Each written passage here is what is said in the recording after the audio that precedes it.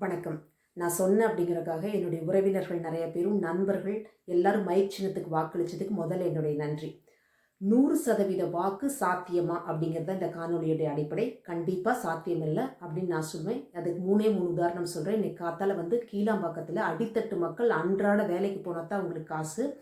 அவங்க காத்தால எந்திரிச்சு போய் பேருந்து நிலையத்தில் நின்றுட்டு இருக்காங்க, பஸ் வரும் அப்படின்னு சொல்லிட்டு. பஸ்ஸு வரவே இல்லை. மத்தியானம் 2-3 மணி வரைக்கும் பஸ்ஸு வரல. அதனால் அவங்க வாக்குச்சாவடிக்கு போய் வாக்கு செலுத்த முடியல அப்படின்னு சொல்கிறாங்க. ஒரு அம்மா சொல்கிறாங்க, கழுத்து ஆப்ரேஷன், கை ஆப்ரேஷன் பண்ணியிருக்கவங்க சொல்கிறாங்க, இனிமேல் நான் எந்த கட்சிக்குமே வாக்களிக்க மாட்டேன் அப்படின்ட்டு அவ்வளோ காத்திரமாக சொல்லியிருக்காங்க. அவங்கள என்னால் புரிஞ்சிக்க முடியுது.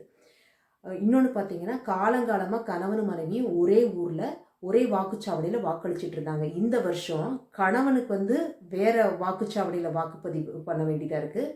மனைவிக்கு வேறு ஊரில் வாக்காளர் பட்டியலில் அவங்க பேர் இருக்குது. இப்படி ஒரு நிலைமை இருந்தால் யாராவது போவாங்களா ஓட்டு போடுறதுக்கு? என்ன சொல்லுவாங்க? நீங்கள் ஒருத்தர் போயிட்டு வாங்க, நான் வீட்டிலே இருக்கேன் அப்படி சொல்லுவாங்க தானே. ஒரு தம்பிக்கு சொல்கிறாரு, அவங்க அம்மா செத்து 3 வருஷம் ஆயிடுச்சு, அவங்க வாக்காளர் பட்டியலில் இருக்காங்க, தம்பி வாக்காளர் பட்டியலில் இல்லை. இன்னொரு தம்பி 55 கிலோமீட்டர் பயணித்து போய் வாக்களிச்சுட்டு வந்திருக்காங்க. இது மக்களுக்கான ஆட்சியாக இருந்தால் எல்லாம் ஈஸியாக பண்ணி வச்சுருந்துருக்கணும். எலெக்ஷன் வருதுன்னு அவங்களுக்கு நேற்று தெரிஞ்சு இன்றைக்கி நடக்கலை. அப்போ என்ன மாதிரி இங்கே நிர்வாகம் நடந்துகிட்ருக்கு? இந்த அரசாங்கம் தன்னுடைய வேலைகளை சரியாக தான் செஞ்சிட்ருக்கா அப்படிங்கிற கேள்வி எனக்கு இருக்குது. நீங்கள் என்ன நினைக்கிறீங்க அப்படிங்கிறது கண்டிப்பாக பதிவு பண்ணுங்கள். இல்லாட்டி இந்த கேள்வியை உங்களுக்குள்ளே கேட்டு பாருங்கள். தயவு செய்து அப்படியே கடந்து போகாதீங்க.